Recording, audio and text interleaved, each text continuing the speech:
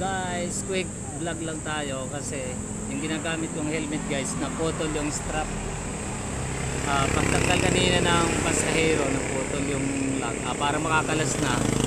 So hindi naman tayo pwede bumiyahin nang sira yung lock ng helmet natin. So gagawin natin, tatahin na lang natin yung lock. So bumili na ako ng karayom at saka sinulid. Pakita ko sa inyo mga boss. So ito mga boss, to putol. So hindi tayo pwede bumiyahe ng sira yung lock. So kailangan natin ayusin. So DIY muna tayo kasi wala pa tayo pampalit ng ayan, kasi may katabi ako nakatingin sa akin, nag-vlog ako. So yun guys, pakita ko lang, wasak na talaga. Kailangan talaga tahiin kasi mapuputol na. Ito kasi guys, bigay lang to sa akin ng kaibigan natin na isa ring riders, si Nox. Ayun, shout out sa iyo Nox ng Sub Acceleration Riders.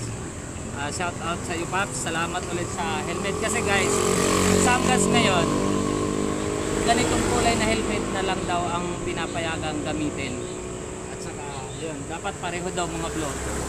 Dati kasi ginagamit ko yung sarili kong helmet, yung KYT ko na half face at saka full face.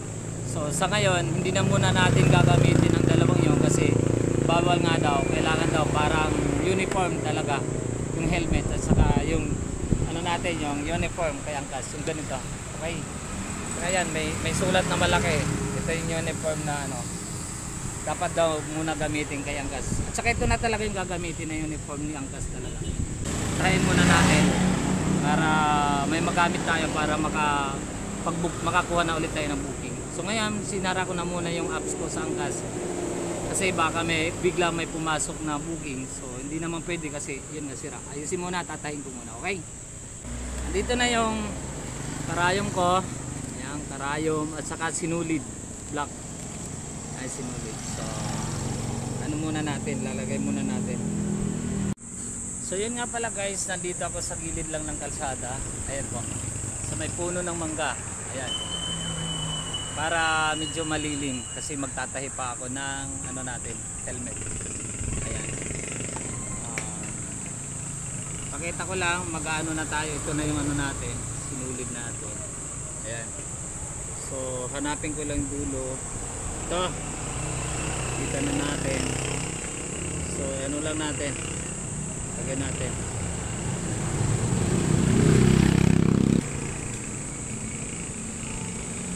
Ayan, naana natin, ilagay din natin yung sinulid.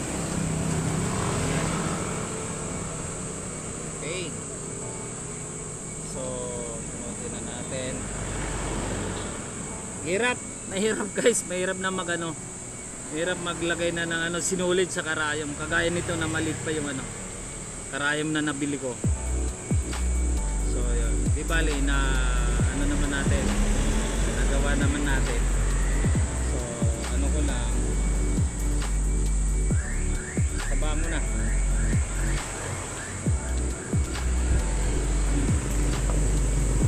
So ito na. So ayan guys, diskartehan na natin, tahiin na natin. Medyo mahirap lang tahiin kasi medyo parang sagad na siya. Parang sagad na Kita nyo guys, nakikita nyo. Medyo sagad na siya, so i-atras ko na lang siguro para kumapit yung tahi natin. Alisin ko na lang para ilagay ko rin ayan, tinanggal ko na muna para may suksok ko ng maayos dito. Ayusin ko. Ay, isusok-sok ko na lang ulit.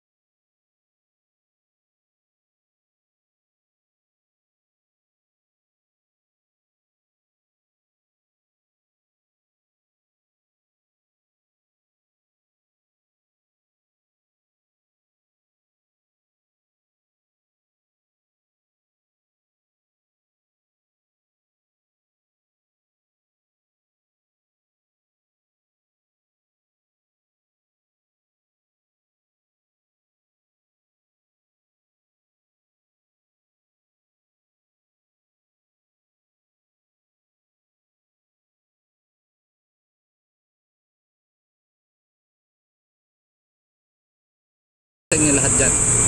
Maraming salamat. Shoutout nga pala sa kaibigan ko kay Mr. J. PWD, kay Kalinga Pondo TV, at saka Vince Lin, Chel Mix Vlog, Lenos, Leonard, Ate Fred, Mark Deloy, Katambay, at sa lahat ng mga kaibigan ko sa White World, shoutout po sa inyo lahat. Sa Team Ako 3,